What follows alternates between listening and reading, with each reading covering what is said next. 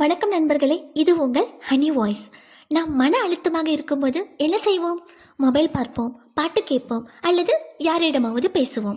ஆனால் ஜப்பானில் மக்கள் ஒரு வித்தியாசமான வழியை பின்பற்றுகிறார்கள். அவர்கள் நேராக காட்டுக்குள் செல்கிறார்கள். இந்த முறைக்கு பெயர் ஃபாரஸ்ட் தெரப்பி அல்லது ஷின்ரினோக்கு.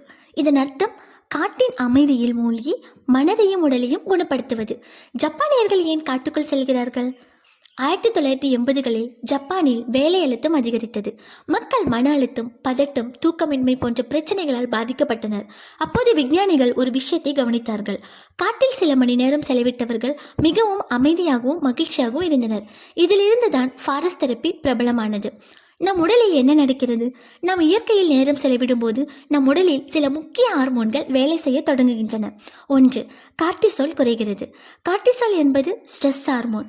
நம் கவலையில் இருக்கும்போது இது அதிகரிக்கும். ஆனால் காட்டில் நடக்கும்போது கார்டிசோல் அளவு குறைகிறது. இதனால் மனம் அமைதியாகிறது. ஆக்சிடாசின் அதிகரிக்க உதவுகிறது. ஆக்சிடாசினை லவ் ஹார்மோன் என்று சொல்வார்கள். அம்மா குழந்தையை அணைக்கும் போது, நண்பர்களுடன் மகிழ்ச்சியாக பேசும்போது இந்த ஹார்மோன் அதிகரிக்கிறது.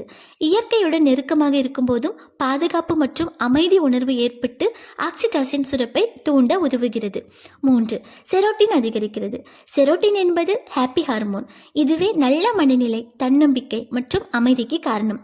சூரிய ஒளி, பசுமை சூழல் மற்றும் நடைப்பயிற்சி செரோட்டின் அளவை மேம்படுத்த உதவுகின்றன. 4. டோபமைன் சுரக்கிறது. டோபமைன் என்பது மோட்டிவேஷன் ஹார்மோன். அழகான இயற்கை காட்சிகளை பார்க்கும்போது நம் மூளை மகிழ்ச்சியாக உணர்கிறது. அப்போது டோபமைன் சுரக்கிறது.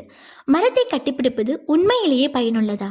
ஒரு பெரிய மரத்தை கட்டிப்பிடிக்கும் போது அதன் குளிர்ச்சி, அதன் வலிமை, அதன் அமைதி நம் மனதிற்கு ஒரு பாதுகாப்பு உணர்வை தரலாம்.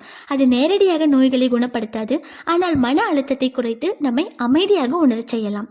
வாழ்க்கை பாடம்.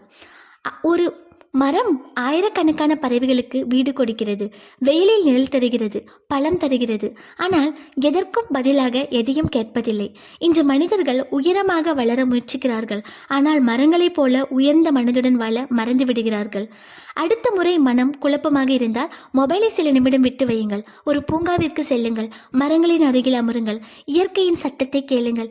சில நேரங்களில் வாழ்க்கையின் பெரிய பிரச்சனைகளுக்கு பதில் ஒரு அமைதியான மரத்தின் கீழே கிடைக்கலாம்.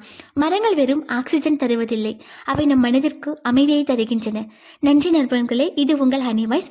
மீண்டும் ஒரு பயனுள்ள வீடியோவில் சந்திப்போம், சிந்திப்போம். பாய் பாய்.